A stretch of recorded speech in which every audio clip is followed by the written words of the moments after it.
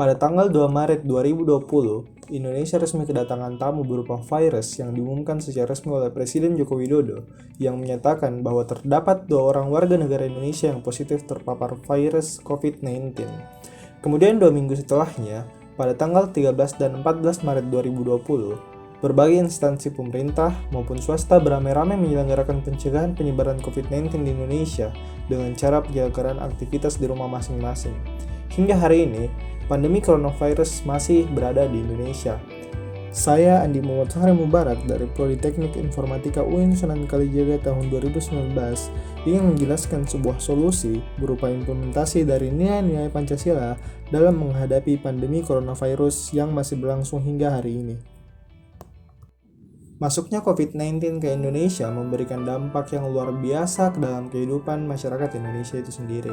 Kehidupan sosial ekonomi masyarakat berubah dengan sangat drastis. Yang dulunya belanja langsung di supermarket, sekarang akan lebih memilih untuk melakukan belanja online. Yang dulunya harus bertatap muka ketika melakukan meeting bersama rekan kerja, sekarang harus melakukan meeting tersebut hanya melalui conference call. Hal yang sama terjadi di dunia pendidikan. Tak ada satupun instansi pendidikan yang menyelenggarakan proses belajar mengajar secara offline atau tatap muka. COVID-19 sukses menyerang berbagai aspek kehidupan masyarakat.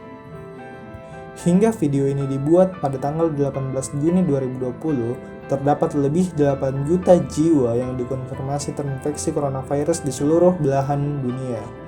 Pada tanggal yang sama, di Indonesia terdapat 43.000 jiwa yang telah terjangkit wabah ini. Dengan jumlah pertambahan rata-rata sekitar 1.000 kasus per hari dan terus meningkat setiap harinya.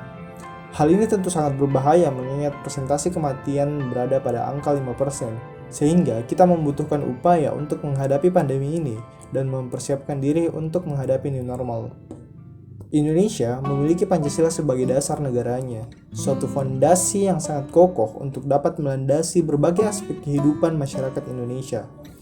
Fondasi ini berkembang sangat pesat, melewati berbagai peristiwa bersejarah berupa ujian pada masa kekuasaan masing-masing presiden. Dalam ujian-ujian tersebut, Pancasila terbukti dapat menyelamatkan bangsa, tempat meleburnya semua kepentingan suku, ras, dan agama. Oleh karena itu, tidak salah jika Pancasila yang telah melewati berbagai zaman ini terus digunakan, bahkan untuk pandemi coronavirus ini. Berikut adalah beberapa implementasi dari nilai-nilai Pancasila yang dapat kita gunakan pada saat masa pandemi ini sebagai solusi yang dapat kita lakukan untuk menjalani kehidupan yang normal. Yang pertama adalah ketuhanan. Di tengah pandemi ini, teknologi yang berkembang pesat dan memudahkan penyampaian informasi justru membuat kebingungan di tengah masyarakat karena informasi yang beredar kadang kontradiktif dengan informasi-informasi lainnya. Hal yang sama terjadi pada informasi keagamaan yang beredar di masyarakat. Masyarakat dengan semangatnya saling menyebarkan potongan-potongan video dari pemuka-pemuka agama yang mereka sukai, sehingga kerap terjadi salah penafsiran yang menimbulkan perbedaan pandangan.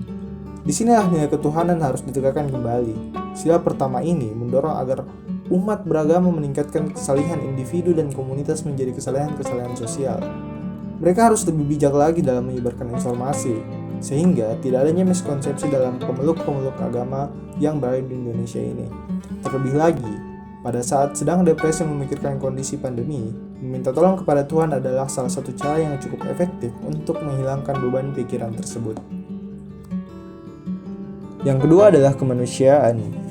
Pasca coronavirus pertama kali berkunjung ke Indonesia, masyarakat berlomba-lomba memenuhi kebutuhan hidupnya untuk 2-3 bulan ke depan.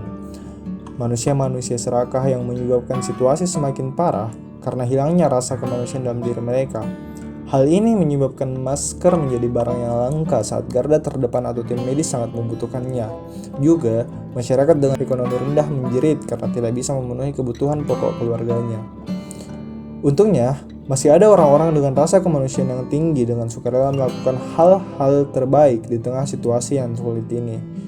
Mengumpulkan donasi untuk tim medis dan masyarakat yang membutuhkan, membuat hand sanitizer lalu dibagi-bagikan secara gratis kepada masyarakat. Mereka tidak dibayar sepeser pun untuk melakukan hal tersebut. Rasa kemanusiaan inilah yang kita butuhkan untuk menghadapi situasi pelik seperti ini. Bersama, kita bisa melewati badai yang terjal ini. Yang ketiga adalah persatuan. Konflik yang terjadi di Indonesia dan pemerintahan ketika pandemi sangatlah beragam, mulai dari konflik ekonomi hingga konflik sosial berujung makar. Pandemi kali ini juga melemahkan pemerintahan, sehingga potensi munculnya kepentingan jangka pendek oleh politikus yang membawa isu politik identitas semakin subur saja. Hal ini tentu harus kita hindari dengan menanamkan kembali nilai persatuan dari Pancasila. Kemudian yang keempat adalah demokrasi. Efek dari politik identitas ini tumbuh sejak beberapa tahun terakhir. Hal ini kian bertumbuh di tengah pandemi berlangsung. Berkembangnya buzzer bayaran untuk mengamplifikasi pandangan tertentu dan membungkam pandangan yang berlawanan disertai dengan bullying di media sosial, mengancam kualitas demokrasi dan kebebasan sipil kita. Nilai dari sila kerakyatan yang dipimpin oleh hikmat kebijaksanaan dalam pemusyawaratan perwakilan menjadi landasan bagi seluruh elemen masyarakat agar terus menjaga sistem demokrasi kita. Dan yang terakhir adalah sila keadilan. Tegaknya keadilan merupakan hal sederhana yang sangat didam-idamkan oleh seluruh lapisan masyarakat. Munculnya wabah coronavirus kerap menimbulkan ketidakadilan pada lapisan masyarakat tertentu. Salah satu contohnya dapat kita lihat ketika PT Pertamina memberikan diskon 50% untuk pengemudi ojek online. Hal ini tentu saja akan menimbulkan kecemburuan bagi pengemudi transportasi umum lainnya dan justru akan menimbulkan ketidakpercayaan dan kebencian terhadap pemerintahan. Selain itu, hukuman 1 tahun penjara dari pelaku penyirapan air keras Novel Baswedan menjadi kasus yang cukup hangat akhir-akhir ini.